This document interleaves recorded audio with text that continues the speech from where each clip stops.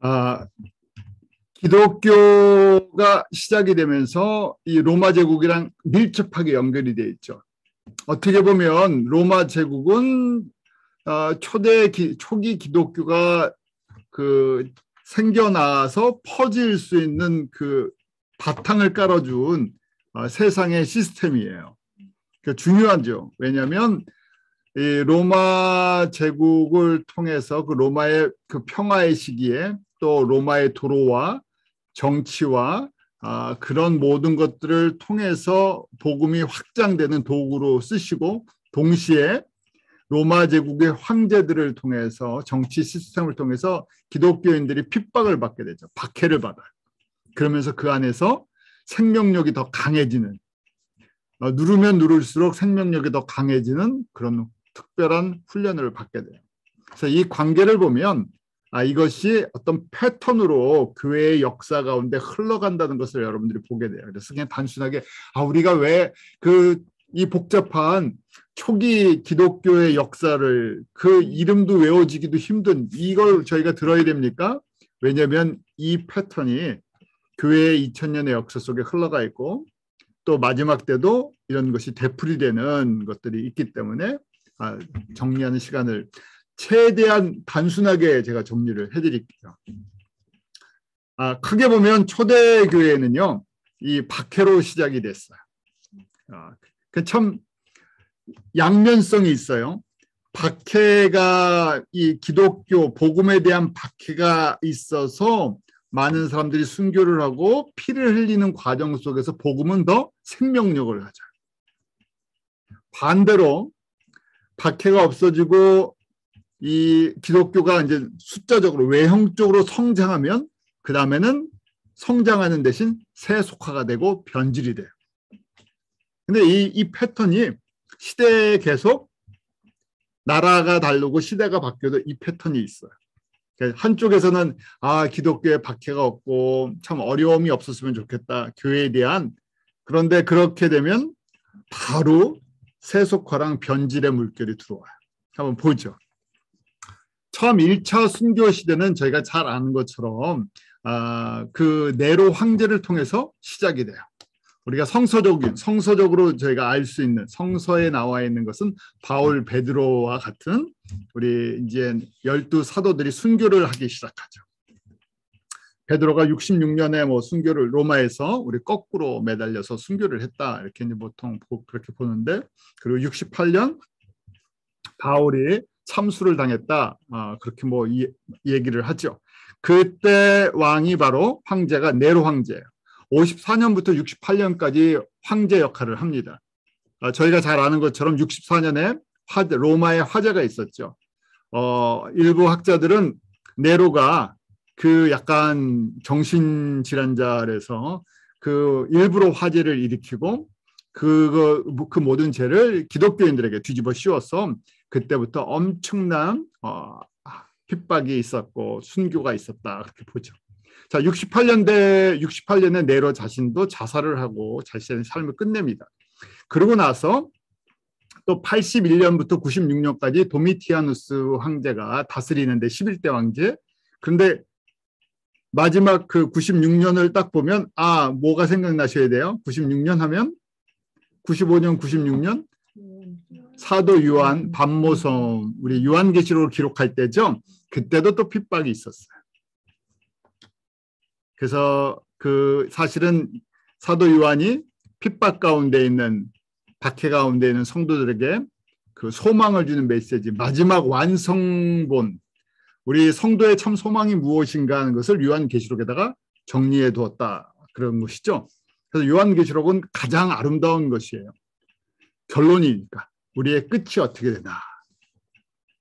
자, 1차 순교를 그래서 주후 68년부터 161년까지 봅니다.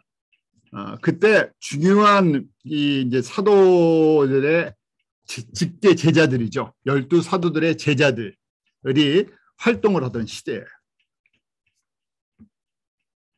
그 중에 대표적인 인물이 ignacius, 그다음 폴리캅, 저스틴 마러라고 얘기를 하는데, 순교자 저스틴이라는 이 대표적인 이름들 다 들어보셨잖아요.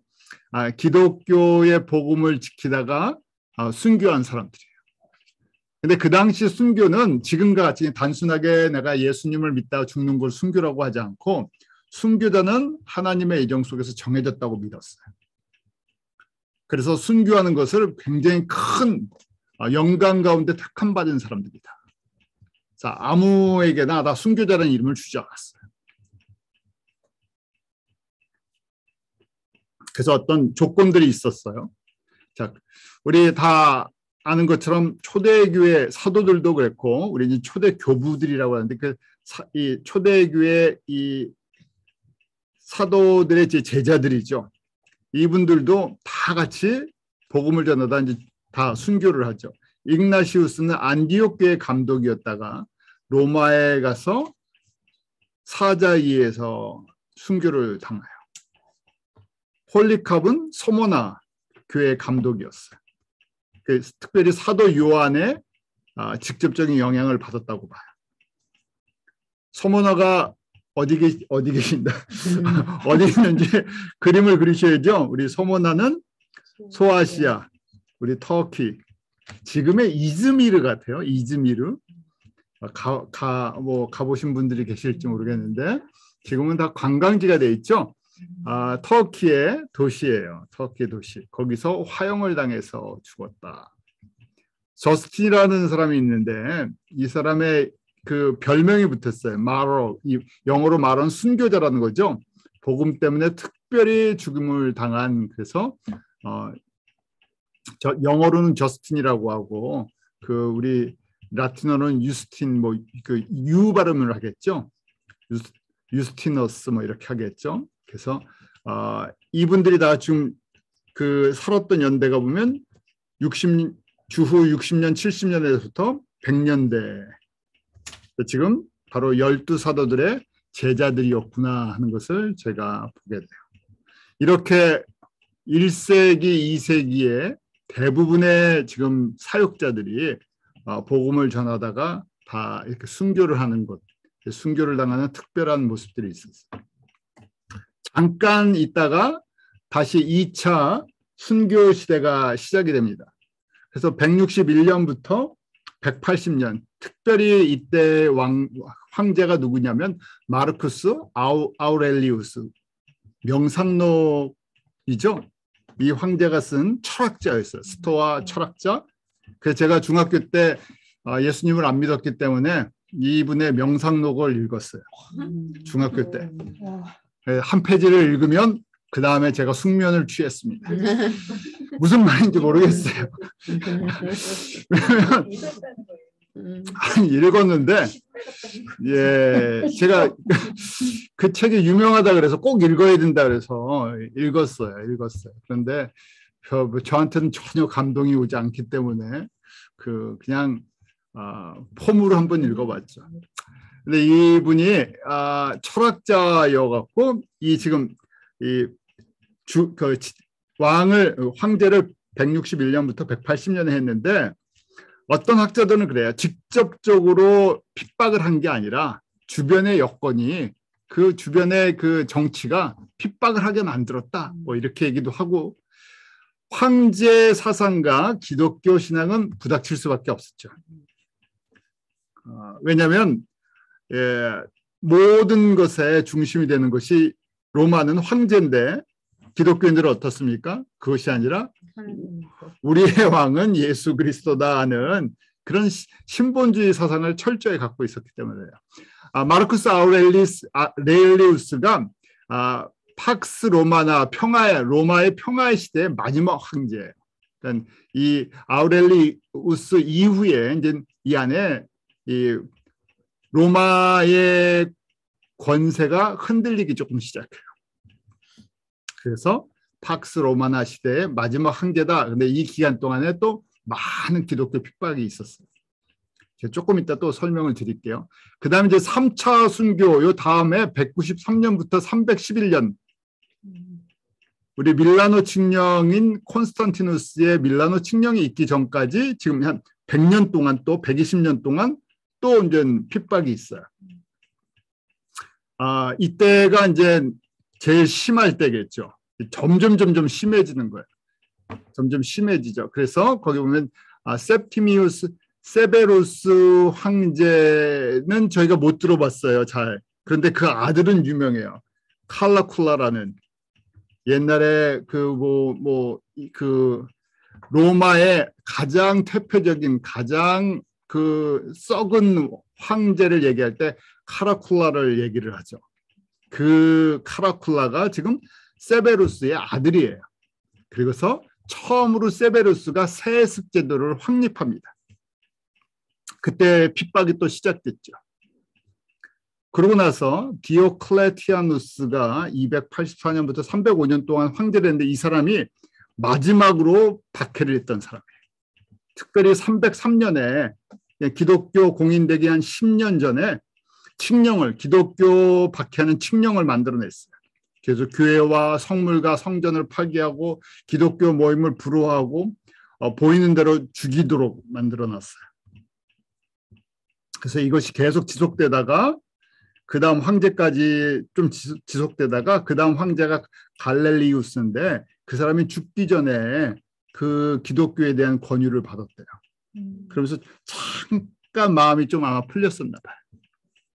그리고 그 유명한 콘스탄티누스가 나와서 기독교를 밀라노 칙령 313년을 통해서 기독교를 공인하게 됩니다. 기독교라는 종교를 인정을 하게 됐죠. 그래서 이제 그동안에 300년 동안에 약 250년 동안에 박해 시대가 이제 끝이 나는 거예요. 간단하게 정리됐죠? 여러분들 지금까지 1, 2, 3세기에 그러니까 지금 약 300년에 기독교가 로마 제국에서 어떤 핍박을 받았나를 잠깐 봤어요. 그 특징이 그래서 기독교 초대교회의 특징 하나가 카타콤 크리스천들이었어요. 제가 카타콤 많이 듣죠? 이런 동굴 지하 묘지를 이제 카타콤이라고 얘기를 하는데 그 카타콤이라는 말이 무슨 뜻인가 하면요. 카타콤이 카타라는 것이 가운데라는 뜻이래요. 라틴어로요. 그다음 투마스, 툼이라고 하는 것이 이제 무덤. 그래서 among the tombs라는 무덤 가운데 교회가 무덤 가운데 지하 무덤 가운데 있다. 로마의 지하에 한 10m 깊이로 무덤들이 많았었대요. 그래서 로마 부근에만 50여 개가 있고 전체 이 카타콤 이 로마 안에 있는 전체 길이를 갖다가 다 재면 870km다. 뭐 로마 제국 안에 있는 뭐 그런 거겠죠. 그러니까 그 안에 들어가면 길을 못 찾는데요. 그래서 거기가 이제 원래 무덤들이 있었는데 교인들이 피해서 그곳에서 집회도 하고 생활도 하고 그리고 저희가 잘 아는 그 예수 그리스도 우리 그 물고기 모양을 쓰고 익투스라는 그리스 말로 우리 익투스를 쓰기 시작했죠. 예수 그리스도 하나님 아들 구세주라는 신앙 표현을 하기 시작했습니다. 이것이 300년 동안에 그러니까 공인되기 전까지 이분들이 어떻게 신앙생활을 했는지를 보여주는 대표적인 모습이죠. 그리고 또 하나는 콜로세움이에요. 뭐 관광지로 로마에 가면 한 번씩 다 가시는 데죠.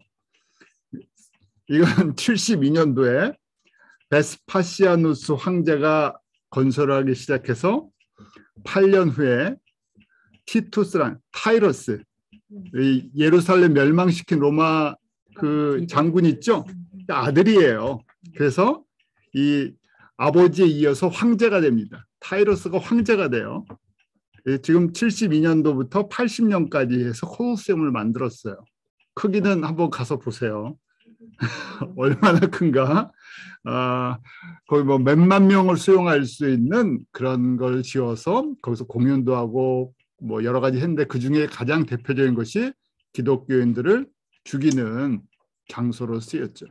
그래서 사람들이 귀족에서부터 많은 사람들이 거기에 앉아서 사자의 밥으로 또 짐승에 아니면 저희가 영화들 많이 보잖아요. 그 당시의 배경들 그 수많은 사람들이 그 안에서 죽임을 당한 것이 기독교의 역사예요. 그러니까 교회는 카타콤의 모습이고 외부로 나오면 콜로세움에서 죽임을 당하는 이 모습, 우리 쿼바디스에서도 뭐 여러분들이 보시고, 그래서 이 두 가지가 카타콤과 콜로세움이 그 당시에 기독교인들의 삶을 표현해주는 가장 대표적인 모습이었다. 저희가 지금의 신앙생활이랑 비교할 수가 없죠. 그래서 그 250년 동안 생명력이 그 안에서 죽지 않고 그 안에서 잠재되어 있으면서 지금 터지긴 기다린 거죠. 그만큼 시간 동안에 이것이 하나님의 자녀들이, 제자들이 이곳에서 이렇게 핍박 속에서 신앙을 지켰던 모습들이에요. 자, 이런데 이런 와중에 이단들이 생기기 시작합니다. 참 한쪽에서는요, 지금 이 모습을 보세요. 카타콤 신앙이 있고 또 바깥에 나오면 예수 그리스도의 복음 때문에, 이 신앙 고백 때문에 죽임을 당하는 이런 어려운 상황 속에서 이단들이 생겨요. 이단들이 생긴 여러 가지 이유가 있겠죠. 그 중에 하나가 아직 성경이 정리가 되지 않았어요. 가리키는 게. 대표적인, 그래서 170년에서 200년 사이에 대표적인 우리 두 가지 이단이 있는데, 하나가 영지주의.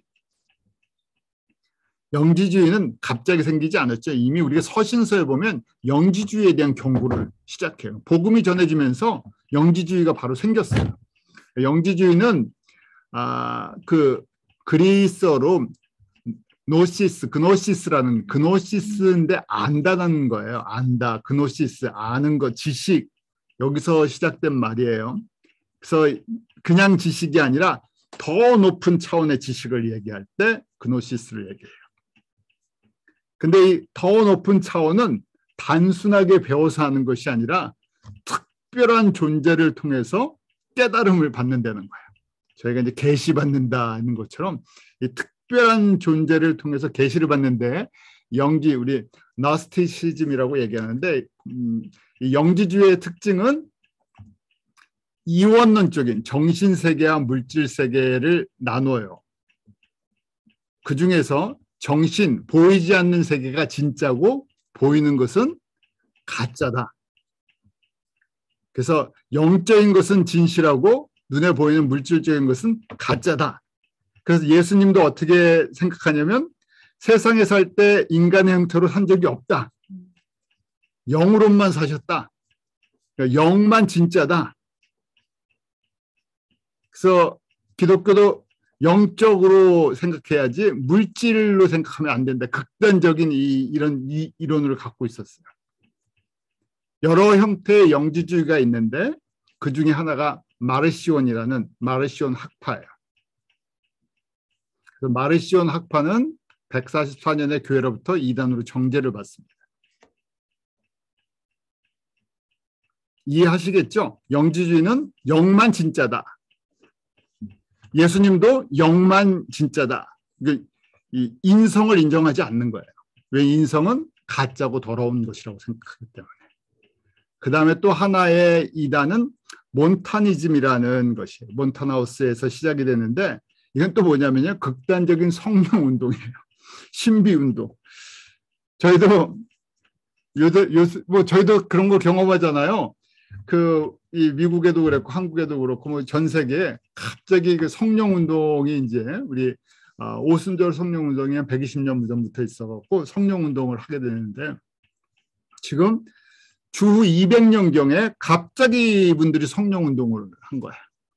뭐라고 얘기를 하냐면, 몬타니즘의 그 성령 운동은 예수님의 보혜사 성령님을 약속하셨는데 마가의 다락방에 임한 것이 진짜 보혜사 성령이 아니라는 거예요. 그리고 자기 시대, 지금 이 몬타나스가 살던 주후 200년경에 진짜 성령님이 오셨다는 거예요. 보혜사 성령님. 근데 성령님이 마지막 때 성령을 부어준다니까 이 종말이라는 얘기예요. 지금이 그 주후 200년경이. 그래서 극단적인 시한부, 극단적인 종말론. 그러다 보면 또 뭐라고 얘기했으면, 저희도 그런 거 경험했었죠. 뭐 1994년이었나요? 시한부 종말론 하면 그다음 뭐 합니까? 재산을 다 팔고 모여서 그래서 똑같은 거예요. 극단적인 금욕주의를 얘기를 해요. 세상을 다 끊고 예수님의 재림을 준비해야 된다. 이게 재림은 중요한데요. 그 재림 신앙을 갖고 있었는데 극단적으로 흘러가면 문제가 있어요. 왜냐하면 예수님께서 저에게 이 땅 가운데서 일단 살게 만들어 놓으셨죠. 그래서 이분들이 극단적인 금욕주의, 극단적인 종말론, 극단적인 성령을 얘기했어요. 저희랑 시대마다 조금 다르지만요. 이런 것들을 좀 저희가 볼 수 있어요. 지금 한쪽은 이 영지주의는 성경, 이 기록된 성경보다 내가 직접 체험하는, 내가 직접 듣는 음성, 깨닫는 그것이 더 중요하다고 생각했어요. 영의 세계. 몬타니즘은 성령을 강조하고 영지주의는 영적인 지식, 영적인 차원으로부터 배운다. 이 안다, 그노시스라는 게 아는 거에 성경을 통해서 배우는 게 아니라 신비한 존재를 통해서 내가 깨닫는 거예요.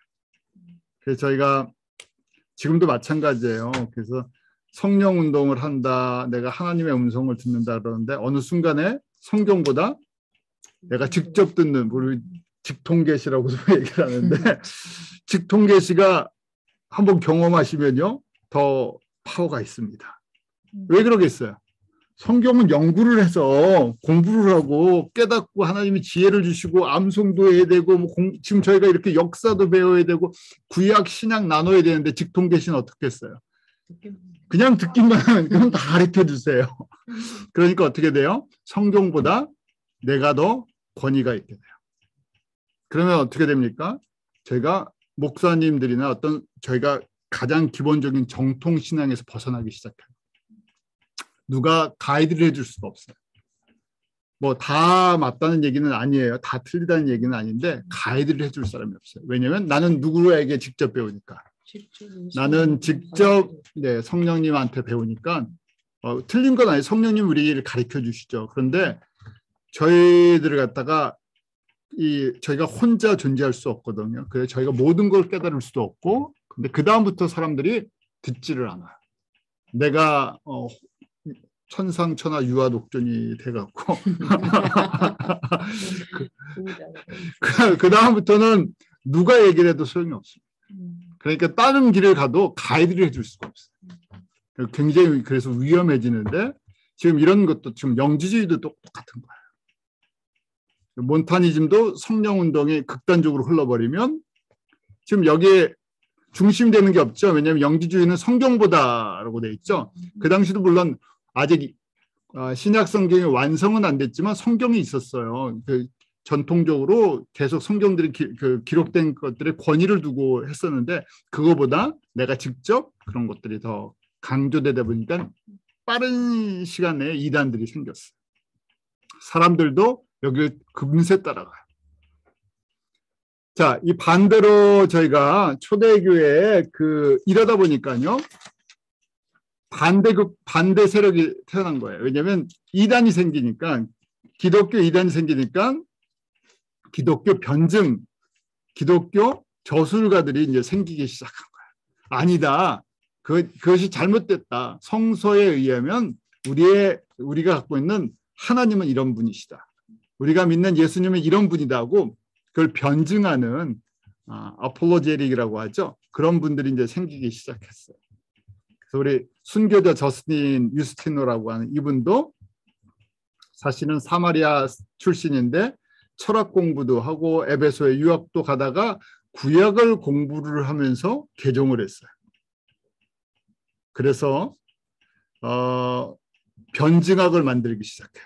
이제 공부를 하고 이런 것들을 통해서 잘못된 이단, 기독교 이단에 대해서 변증을 하기 시작한 거예요.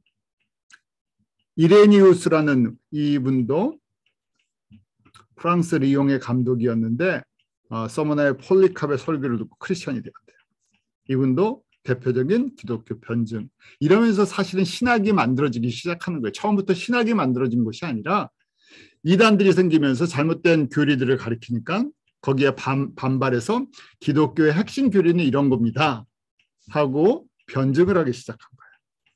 또 대표적인 사람이 터툴리안이라는 우리 지금 북아프리카 리비아에서 태어났죠.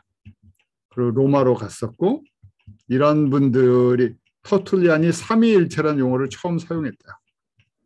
그 다음에 982개의 라틴어를 통해서 신학 용어를 만들어냈어요. 이 한쪽에서 잘못된 사상이 있으니까 그걸 방어하는 입장에서 신학들이 만들어지는 거예요. 이해하시겠죠?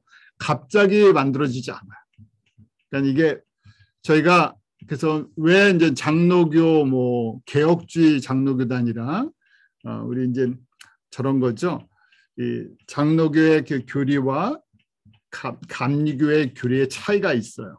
우리 알미니안주의랑 그 다음에 이 칼빈주의 이렇게 얘기를 할 때가 있죠.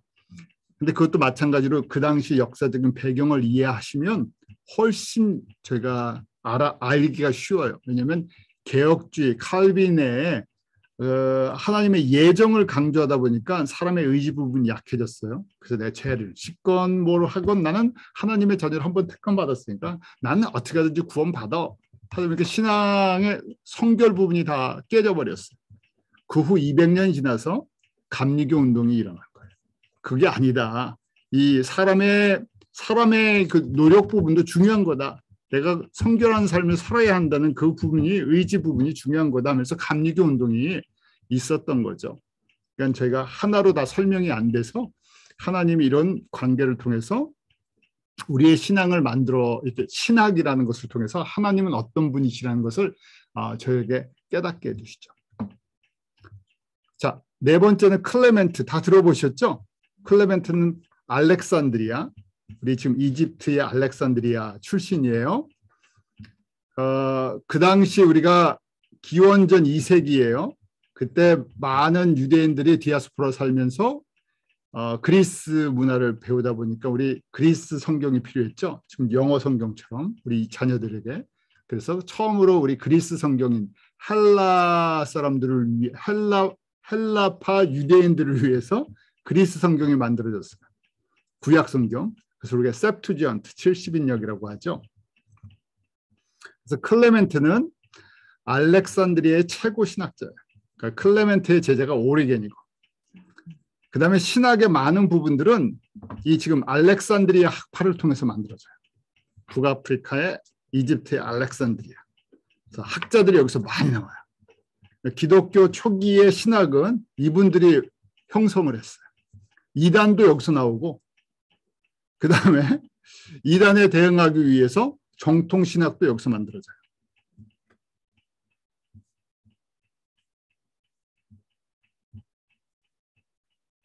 이름을 한 번씩 들어두세요. 그래서 나중에 저희가 기독교 초대 역사가 나오면 저스틴 머러라는 순교자, 이레니우스, 터툴리안, 클레멘트, 오리겐 이런 사람들이 지금 연도를 보세요. 100년부터 200년 사이에 대표적인 기독교 변증자고 교부들이고 기독교 신학을 만들어냈어요. 신학을 만들게 된 중요한 이유 중에 하나가 영지주의와 몬타니즘, 기독교 이단에 대해서 반격하기 위해서, 교회를 보호하기 위해서 만든 거예요. 이것이 신학을 형성하게 됐어요. 그중에 가장 대표적인 것이 우리 사도신경이에요. 저희가 지금 하는 사도신경 있죠? 사도신경이 왜 만들어져요? 이렇게 이단 학설이 너무 많다 보니까 영주주의, 몬타니즘 막 생기니까 안 되겠다. 최소한의 우리 신앙 고백을 좀 정리를 해야 되겠다. 그래서 사도들의 가르침을 요약을 한 거예요. 언제부터 있었냐? 사람들이 이제 얘기를 하기를 지금 초대교회 때부터 세례를 받을 때 믿음에 대한 고백으로 이런 걸 했었다 하는 거예요. 이게 누가 딱 정리를 해서 어떤 사람이 만든 것이 아니라 이미 2세기, 3세기 때 성도들이 세례를 받을 때 믿음의 고백으로 이런 부분들을 다 인용을 하고 썼었다. 교회 오랫동안. 그래서 우리 크리드라는 것은 라틴어로 크레도, I believe, 나는 이런 것을 믿습니다. 전능하사 천지를 만드신 하나님을 믿사오며 우리 가장 기본적인 신앙 고백을 정리를 해놓은 거예요. 그것이 나중에 니케아 신조로 그 부분들이 인용이 되었고 또 이단 분별용으로. 그래서 지금도 이런 전통이 있죠. 어떤 분들이 가끔 그랬어요. 예배 때 너희 교회 예배 때 사도신경 하니? 그래서 사도신경 안 해요. 그럼 너 혹시 이단 아니니? 그런 얘기 저도 들어봤습니다. 그래서 제가 교회 개척하고 사도신경을 할 때도 있고 안 할 때도 있고 저희 교회 그 예배 포맷에 따라서 하는데 어떤 분이 이제 저한테 오셔서 왜 사도신경을 예배 중에 안 하십니까? 그러셔갖고 그 예배 포맷에 따라 할 때도 있고 안 할 때도 있습니다 했더니 그걸 안 하면 이단이라고 하던데 뭐 그런 얘기를 하셨어요. 그런 얘기가 지금 이렇게 왜냐하면 이렇게 초대교회에 이 신앙 고백을 통해서 이단을 분별하는 기준을 삼았었어요. 그러다 보니까 이것이 로마 카톨릭에 이어서 우리 개신교들도 우리 사도신경을 가장 기본적인 신앙 고백으로 하죠.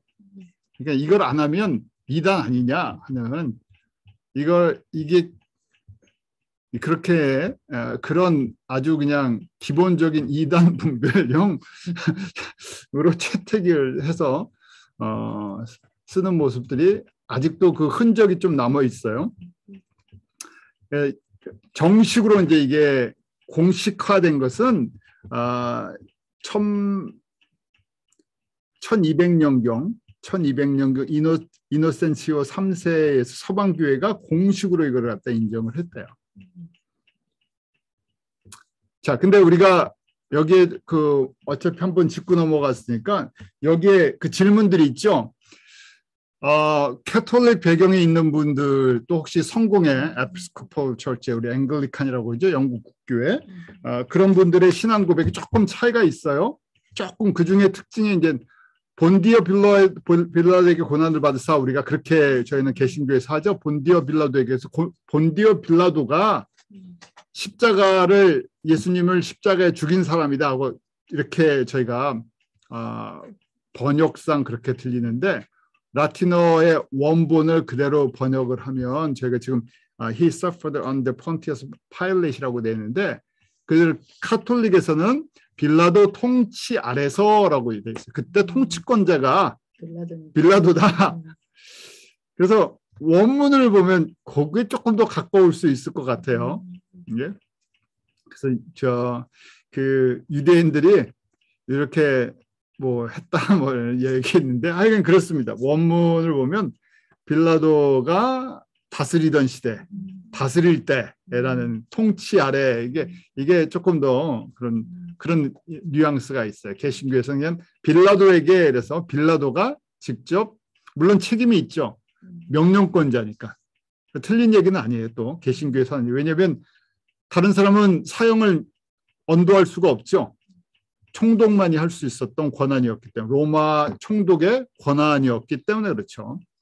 그 두 가지 다 뭐 제가 생각하고 있어요. 그 다음에 원문에 있었던 것이 오해의 소지가 있어서 빠진 것이 개신교에서 빠진 것이 He descended into hell이라는 그 영어는 있어요. 지옥으로 내려가셨다, 음부로 내려가셨다 이 내용인데 이 부분에 대해서 해석에 대한 오해, 특별히 캐톨릭에서 저승의 가시에서 연옥설을 만들어내는 근거를 삼아서 개신교에서는 이걸 그냥 장사했다, 장례를 치렀다 하는 의미로 간추려 버렸어요.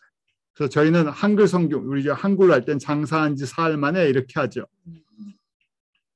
근데 영어, 라틴어에는 분명히 이렇게 돼 있어요. 그래서 이게 서로 신학적인 오해를 일으키기 때문에 아예 개신교에서 이 부분을 약화시켰다 이렇게 하는 그 내용이 있어요. 그런데 예수님께서 음부에 내려가셨다는 그 표현들이 이제 베드로전서 3장 19절에 보면 그가 또한 영으로 가서 옥에 있는 영들에게 선포하셨다. 그래서 예수님이 십자가에 죽으시고 음부에 가셔서 그곳에서도 하나님의 나라를 선포하셨다. 이렇게 볼 수도 있죠. 그래서 이제 학자들마다 조금씩의 이견의 차이가 있기 때문에 이 부분은 개신교에서는 이렇게 정리했다는 거예요. 또 그 거룩한 공교회, 지금 새로 바뀐 새 번역으로 바뀐 사도행전은 거룩한 공교회라고 번역을 해서 외우죠. 저희는 그냥 거룩한 교회와 뭐 그런데 거룩한 공회 대신 공교회다.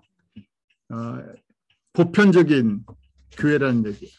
그 다음에 가장 중요한 뭐가 빠져 있어요? 지상명령에 대한 내용은 없어요.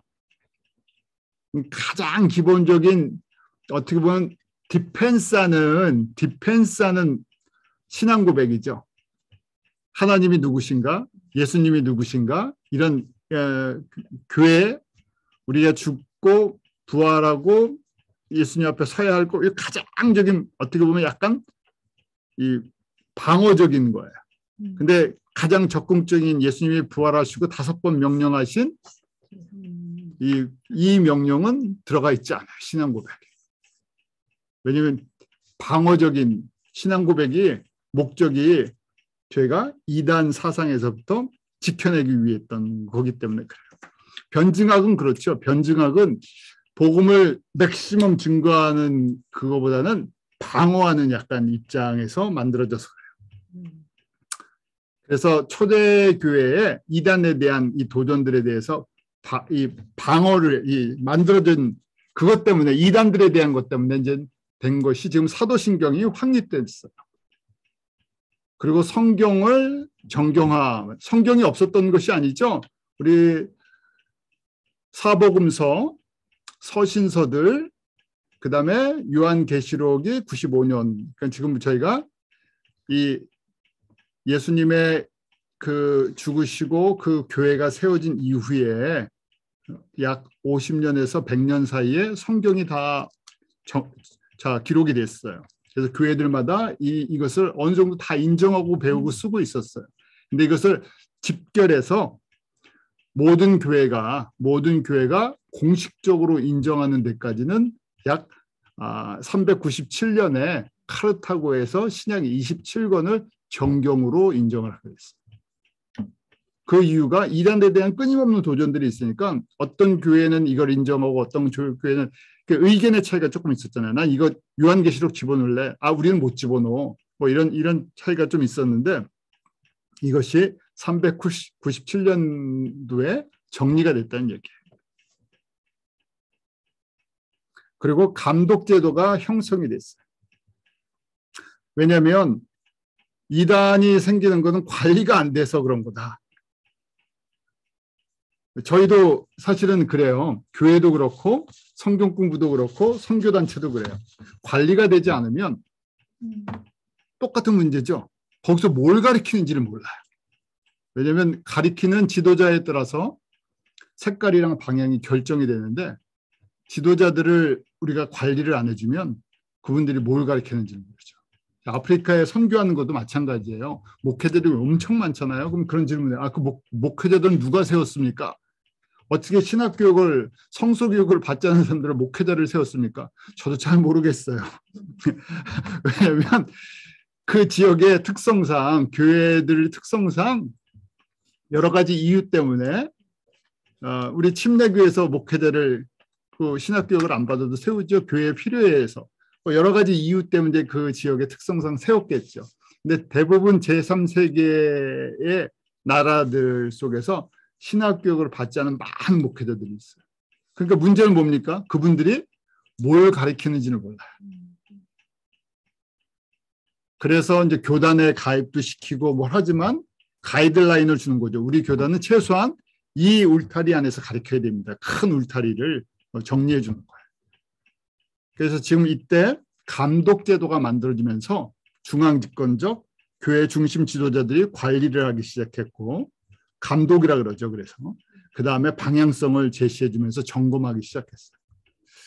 제가 지금 저희 한국의 아미랑 성경 공부를 하시는 많은 분들이 있어요.